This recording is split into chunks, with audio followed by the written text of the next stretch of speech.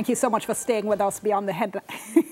All angles continues beyond Jacksonville. Come on, it happens every now and then. It's been a long day. I forget which program I'm on, okay? But it's always good beyond the headlines. It's good to have you with us all the time. A couple of your comments as we talk about beach access. One viewer has texted me to say there are 7 beach entrances in Negril. Only 1 is available. The others have been either sold or taken over. And when Carolyn Cooper said that, I actually remember a program I did years ago with the late Jacob Taylor, who was an expert on the Beach Control Authority. And I remember we spoke about that. So that as well I'll follow up. And I actually had not remembered. And Damien on Twitter says, I don't mind paying for beach access, but I must be allowed to take my own food. But here's the thing, because that's another issue. If an operator, many say, has spent a lot of money putting in all kinds of really nice facilities that people love, they need to make back their money, and it's food they make it on. So when this policy comes out, Susan Stanley, let me start with you. What do you want to see in it? I would like to see different categories of beaches. I would like to see how beaches are categorized simplified, and I would like to see different categories of beaches. So yes, there are beaches that may be targeted at a tourist that may cost a little bit more, you know, that there may be restrictions in terms of whether you can bring in your food from outside. But there should also be beaches, community managed beaches, places like Winifred Beach in Portland, for example, where you pay a small fee. It's optional in order to help manage the beach, but you can take your food, you can take your drink. There are vendors operating on Winifred Beach that are running their business, are selling food, and the fact that people can bring food onto the beach or drinks onto the beach doesn't impact them as much as people think that it might. So there needs to be different types of beaches, and there needs to be beaches that are completely free to access as well. So you're not saying, if I understand you properly, you're not saying don't have nice fancy beaches that might cost $1,000 to go in. Well, it seems to be that that there is some, you know, desire for that type of product in the tourist market, and that's the road that we have gone down. But it shouldn't be that is the only type of beach that exists. And I think increasingly that's where many of our beaches are going. We're seeing our best beaches, our nicest beaches, you know, being restricted access, walls going up, and you know, charging high admission fees to get in. The previous administration had started a program that this administration, I understand, has been continuing. Spoke to the tourism minister last night, and he said in the next couple of weeks, they're going to be opening some of these beaches. The idea is at least 1 free, really nice, well-managed beach in each parish. Is that enough? 1 is kind of, I mean, you know, there's hundreds of beaches across the island. I think 1 is not really enough, and we should be aiming for more. 3, you know, 4 maybe, and there can be some. Well, we can aim high, right? Why not? Yes, why not? But there should be more than 1. You know, you can't. I mean, think of a parish like St. Elizabeth or St. Anne, 2 big parishes. You're gonna have 1 beach in the parish that is freely accessible to the public. Well, freely accessible and maintained in a particular way. I'm understanding funds from the Tourism Enhancement Fund are going to be used to maintain a number of these beaches, I understand. Carolyn Cooper, what do you think? Well, 1 is better than none, but, you know, 1 is still not enough. And yes, we have been talking about this PNP, JLP. People attack me saying that I'm against this present government. I've never said that this is an issue for the present government. All of our administrations have failed us because they have not addressed this issue frontally. They keep trying a little thing, but it seems as though, as Esther Figueroa says in her brilliant documentary, Jamaica is for sale, and we are selling out Jamaica to tourism interests. And the benefits that we think we're getting from tourism aren't as great as we imagine, you know, because a lot of the money generated in tourism goes straight back out of Jamaica. Couple of things. What do you want to see in this policy when it comes out?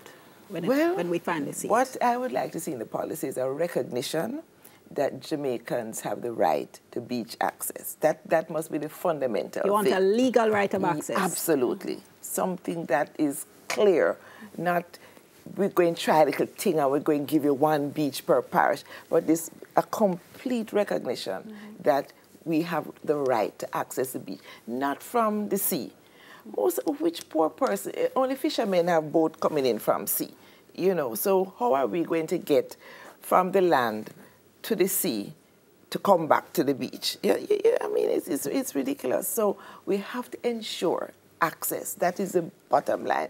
And yes, we recognize that we have to pay in certain instances, but the government should have an approach that says beach access is a fundamental right, and we're going to do what we can to ensure that some beaches are maintained at a basic level. You need toilets, you need a little washroom where you can shower off and change your clothes. You don't need a swimming pool at the beach. You don't need a whole set of plastic in the sea. You know, there are certain things that people consider to be development that are not development, they are backwardness. And we need to identify what are the essentials that Jamaicans want when they go to a beach. How can we provide this at a reasonable cost? But tell me, because you mentioned tourism a couple of times, and I've spoken to people in the tourism industry who say, look, una can't say anything. The fact of the matter is that if we don't restrict access, what you get is they tout them must sell this, they must sell that, they must bother people, they harass people to the extent that people are not going to want to come.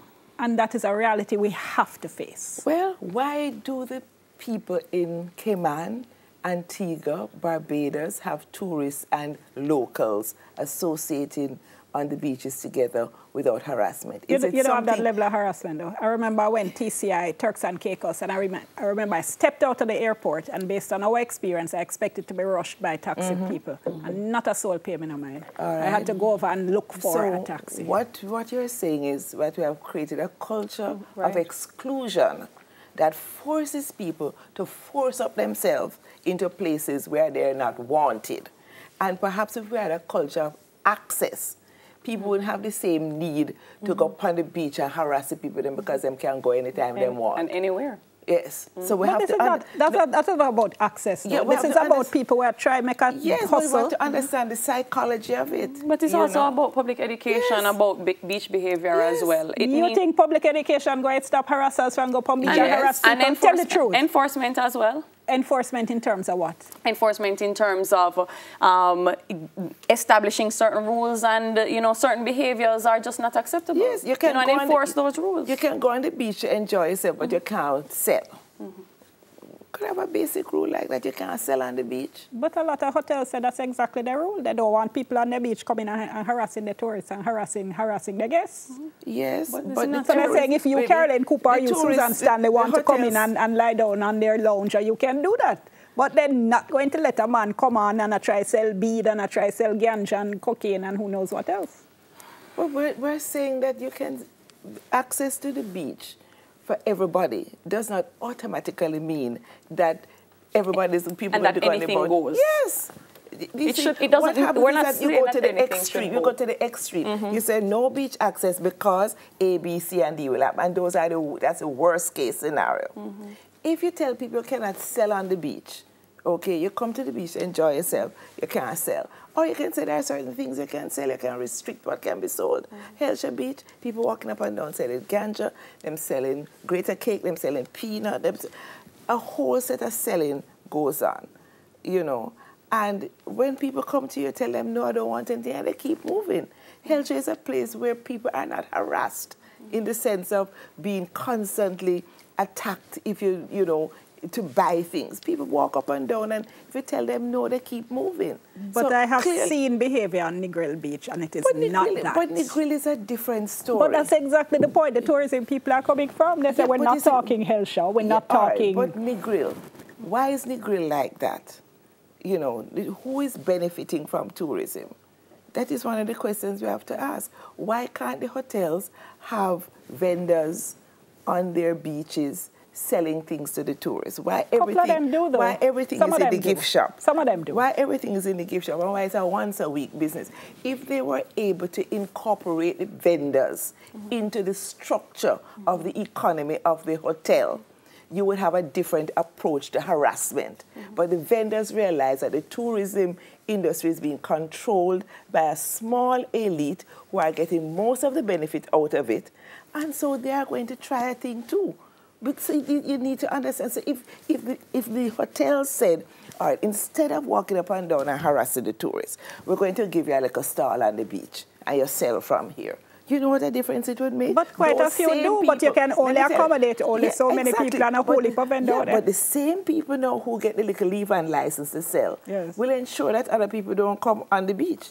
There'll be a kind of regulation that me and my little stall, you know, come up and come cut me out. But there's a big enough market for everybody, this is what I'm saying. Nearly out of time. Susan, stand the way forward. What now? Well, I was saying to Professor Cooper before we started that the spirit of the Beach Control Authority and the spirit of the development orders that were developed in the 50s and the 70s, right, was to provide access to Jamaicans to the beach. And we need to continue in that direction. We lost our way for a while, but the policy, the beach access and management policy, we do certainly hope that it will finally, you know, establish a government position on beach access in Jamaica and give Jamaicans the right of access to beaches. And just to say that the tourist interests must recognize that we all have to live together in the place. And it can benefit us both. It can't just be because you have a big hotel now you have a right to the beach and you control it. No. All right, I'm out of time. I'm going to have to leave it there for today. I hope you ladies will come back once we have the policy in hand that we can all talk about it. All right, thank you so very much. Stay tuned, viewers, when we come back after the break. The Firearm Licensing Authority's licensing regime, the role of the minister, a whole heap to unpack. So stay tuned, we'll soon come.